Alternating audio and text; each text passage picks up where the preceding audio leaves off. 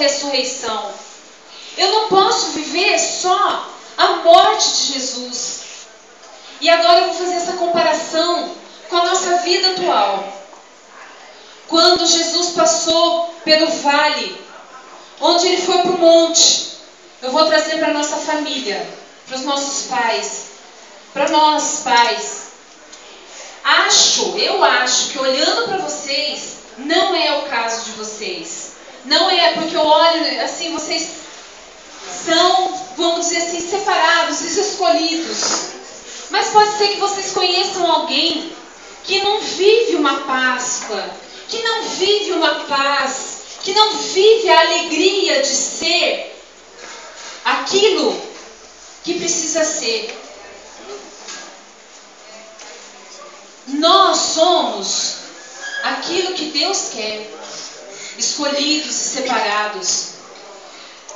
O que está faltando hoje para a humanidade?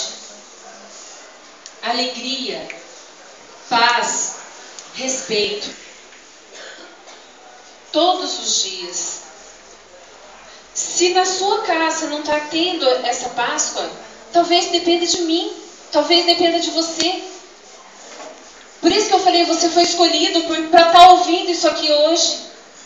Para levar essa alegria, essa ressurreição, essa transformação para os lugares onde vocês convivem, onde vocês vivem, talvez no trabalho de vocês, talvez aqui dentro da escola, seja lá onde vocês forem.